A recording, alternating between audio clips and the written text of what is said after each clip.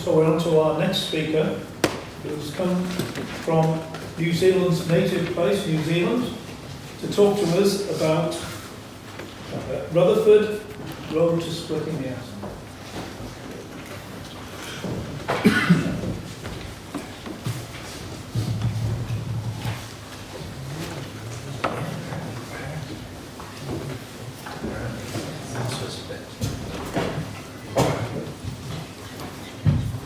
In 1891, the students at Centenary College in New Zealand formed a science society, and they printed up a program, and the naughty word of science in those days, evolution, was in most titles.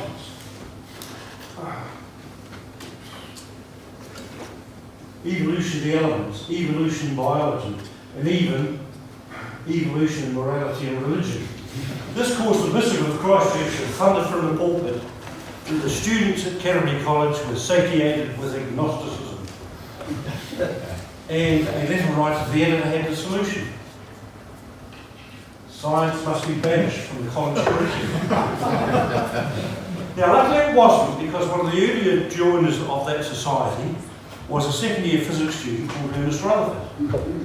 And this seems like an odd place to start for, we're doing a centennial now, which is way after this. But throughout Rutherford's life, there were these little bits and pieces that all added up and made sense later on. Rutherford left New Zealand in 1895. He had 3 degrees from the University of New Zealand and 2 years research at the forefront of the electrical technology of the day. He was a highly skilled young man. He had a scholarship to go anywhere in the world. When the ship got to England, he went and saw J.J. Thomson, the director of the Cavendish lab, because Thomson had written one of the electrical textbooks that Rutherford had used in his research in New Zealand. They liked each other, and so Rutherford decided to take his scholarship there. And it's almost, you can see the chain being broken. Anywhere along the line, we would never have heard of Rutherford. He spent the first few months at the Cavendish lab using the equipment he had developed in New Zealand, and he made dielectric measurements at incredibly high frequencies, the megahertz range, which was unheard of at the time. And he also set the world record for the distance over which an electric wave had been detected, 1/2 a mile. This work so impressed J.J. Thomson that he invited Rutherford to join in research with him into one of his little projects. A curious little thing. How is it that a perfectly good electrical insulator, a gas, can be turned into a perfectly good electrical conductor, a gas discharge? And so Rutherford had 2 years working on this. I'll just mention one experiment he did.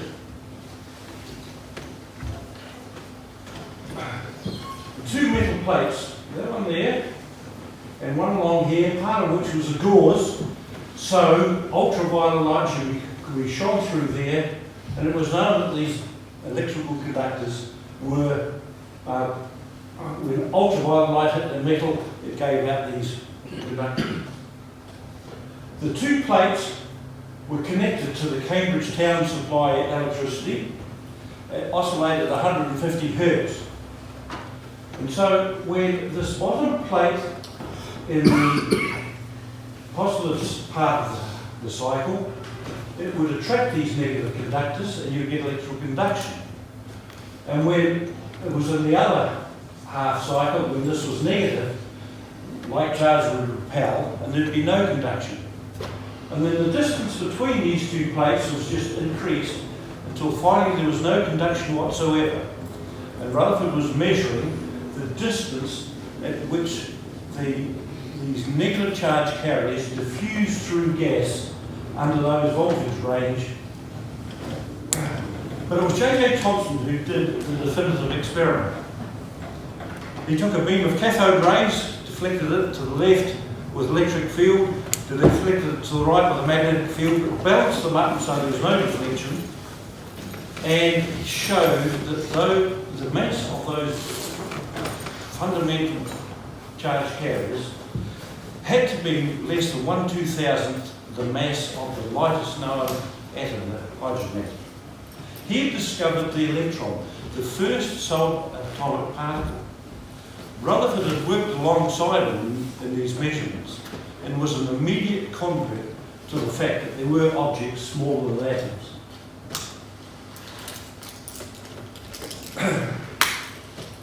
A few months after Rutherford had started Cavendish, and a few months before he joined in with J.J. Thomson, there was an amazing discovery made, that of X-rays. There's been almost nothing like it, where immediate applications to everyday life, certainly in medical diagnostics.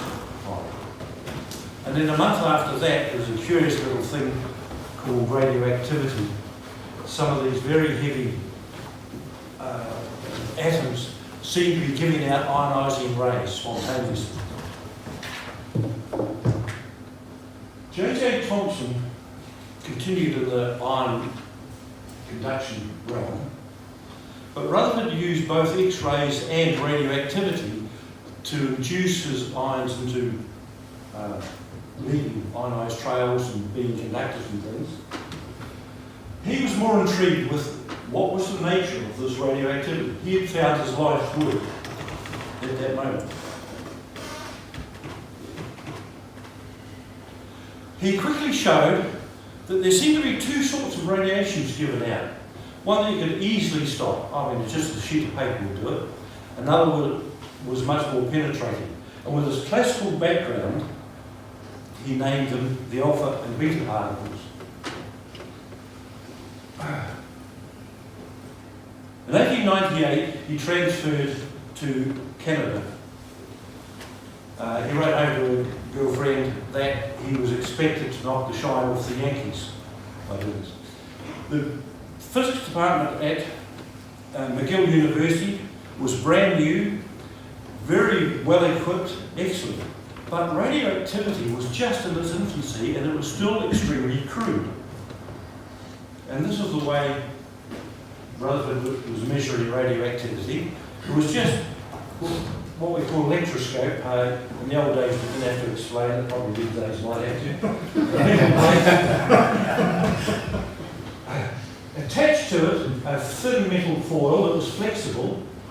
You charge these, and like charges would repel, and so this flexible foil would go out at an angle, and that angle was a measure of the amount of charge on it. If down here you put an alpha emitter and allowed it into this chamber, it would leave a trail of ions, and it would quickly dissipate this charge. Did I mention that if you built one of these, it would retain its charge for a better part of the day. But these alpha particles, that angle would decrease, and the rate of decrease was a measure of the strength of the radioactive source. And whilst doing this work, charged up the plate, put in an alpha emitter, Rutherford blew tobacco smoke in there and showed that this rate of change decreased dramatically. You jump forward 60 years till you had electronics that could pick up this rate and turn on an alarm if the rate wasn't fast enough. And you've got the modern ionising smoke detector that saved thousands of lives. He demonstrated the principle of which it worked in this almost original work at McGill. In doing these experiments, he was plagued by sort of capricious results. It was as though he's working away here at his work, someone comes to that, opens the doors, a bit of a draft, and the measurements go a little haywire and so on. And he quickly showed that the thorium he was using as his radioactive source was giving out an emanation. And this seemed to be a gas, it didn't react with anything. It's as though that thorium gave out an alpha particle, it became that, and then that emanation gave out an alpha particle, and now it's settled down and contaminated anything it fell on. And so he's well on the way for transmutation from it. he discovered radon. Now, what's the first use of these new in words in science? Quack medicine. If you put a bit of radon in your soda siphon, your whiskey or soda was quite efficacious for rheumatism, arthritis, disorders. And if you didn't take whiskey, well, you might want to drink water. And so there was a bit of radioactivity there, put radon in the water, and again, that was quite good for you. And if you didn't have that, you could buy these little phials containing radium, 2 micrograms, solution for drinking. And I doubt if you read the dose, entire contents of 1 bottle after each meal.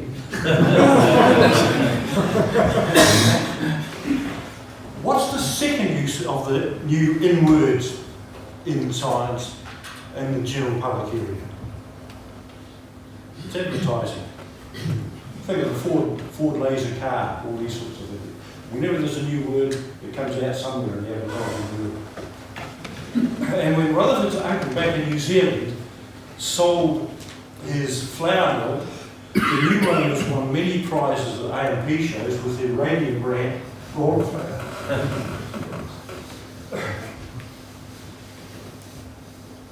So Rutherford was on the way to look at his transmutation. He needed a chemist to carry out some of the chemical work for him. And by sheer chance, one was passing through McGill for a short time. A fellow from Frederick Soddy. He'd gone to Canada expecting to get a job in Toronto and didn't get it, and was just filling in time working in the chemistry labs. Rutherford had called a meeting of the McGill Science Society because chemists still did not accept that there were objects smaller than atoms. And they had this meeting where Rutherford was to speak to the premise, and Soddy, being a chemist, spoke against that. And he castigated Thompson and Rutherford in particular for the liberties they were taking with chemistry. So Rutherford invited him to join with him and carry out some of the chemical work. And they established a couple of these steps around radium deamination. They had a couple on either side. And they set up they published in 1903 the disintegration theory. Now Rutherford had it before Soddy came along, but I just want to make that little point. And then when Soddy went, he worked with Bertram Boltram, who was an American minerals chemist, and they delineated a lot more of these steps. The very heaviest known material that gave out radioactive material was uranium, gave out an alpha decay to something else, right, and then these steps down. They delineated all the steps. Eventually you had to get back to something that was stable. Note that each of these elements were emitted with these circuits. Rutherford was already sure that an alpha was just a helium atom minus 2 electrons. And so he took a mineral, heated it in vacuum, gathered the number of alphas, made that measurement, and he could tell how long this thing had been decaying for, with a few assumptions, of course. And more than that, he could date the age of the Earth through this. Now this had previously been done in physical sense by, here's the Earth, it's absolutely molten rock, whatever temperature the rock melts at. It's been radiating out of the way, and then as the outer crust is solidified, the heat from the inner one is coming to the surface and then radiating away. And the physicists had produced a date of about 10 million years for the Earth.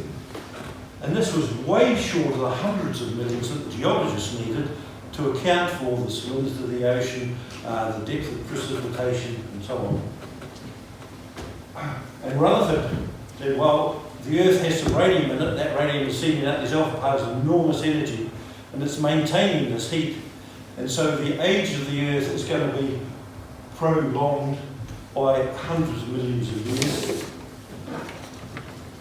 And he became quite famous through this statement. And in 1904, he was in England and gave a talk on this, and magazines picked it up, and particularly Punch magazine picked it up, and its final statement of this extension: "We trust this statement will put a stop to jury building."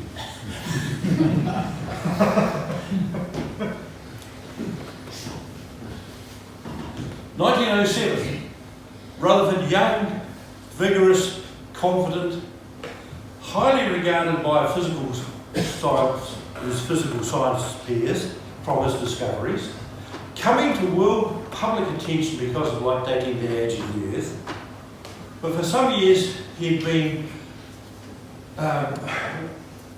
feeling that he needed to be back in the centre of the physical world, which was Europe. And so he transferred to Manchester University in 1907, which was a bit of a pity, because this next year he received the Nobel Prize. It was the first one ever given for research carried out in Canada. But Manchester gleefully accepted the fame that went with this presentation. And more than that, now there were 3 countries claiming him. And what's more important, not one of them's trying to get shocking. In transferring to a new place, you have a whole pile of things you're continuing from your old research. You've got new equipment, there's different equipment and new projects and all sorts of projects to be started up.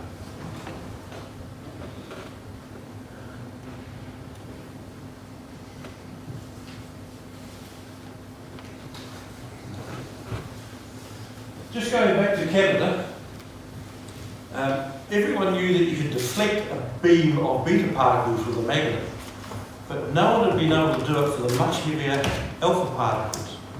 And Rutherford used this apparatus, one of many of the apparatus he used in this work. So if you take an alpha source down here, set it up through 2 metal plates very close together, there's a pencil of rays come up and hit the detector up here, which was just an ordinary photographic plate. A real poor sort of detector. After some time, you'd have exposed where the alphas hit and develop it to be a black spot. That deviation was only a millimetre or 2, and it was a bit hard to know whether you actually had done anything. But by putting the reverse voltage on for the same length of exposure time, you ended up with these 2 beams, and you could now accurately measure it, and this confirmed the atom mass ratio that helium, the alpha particle, was almost certainly a helium atom minus 2 electrons. And during this work he noticed a curious thing, that if he did this in air, the beam went fuzzy. And particularly with this apparatus, if he did it in vacuum, but in one of these beams, he put a thin slice of material. Now you could easily cleave off a little bit of mica. He would find that beam was fuzzy and that was sharp. And so he made the statement that the atom must be the seat of incredibly intensive electric fields. He had the nub of his idea for the nuclear atom without knowing it. So when he went to Manchester, he inherited a very good assistant, Hans Geiger, just recently out of his PhD in Germany. He'd been there for a year. Schuster was a German, Manchester was quite a German city at the time. And so Rutherford immediately put Geiger onto making accurate determinations of the small angle scattering, just a couple of degrees. Whoops, push the right button. And this is Geiger's apparatus, an alpha emitter here, the evacuated tube, the small aperture there, so a highly collimated beam down to this thin slice of metal, could be mica, or the other thing you can make quite thin is gold and beat it thinner and thinner. And then these big alpha particles went on to hit the scintillating plate and would be a glow of light whenever one hit it. And then you would look at this with a travelling microscope and just shift sideways and you can make a very accurate measurement of the number as a function of angle over 2 or 4 degrees. Geiger was a really hard-working fellow and had quite a few positions around the lab. He wrote up this work. Now, note that Rutherford is not an author on this paper, which people today can't believe in this age of publisher perish. He only put his name on a paper if the measurements that are covered, he had carried out some of those measurements in the lab. And yet he had observed the effect in Canada, knew there was scattering, and asked someone to do some accurate measurements. And Geiger had all that credit. Amongst his other tasks, Geiger had to run an undergraduate training laboratory in radioactive techniques for the undergraduate students. Rutherford had set it up. He believed that all undergraduates should be involved in forefront research. And so it was that one day, Geiger there reported to Rutherford that young Ernest Marsden had been through the course and was ready for a project of his own. Now Rutherford thought, everyone knew that if you fired a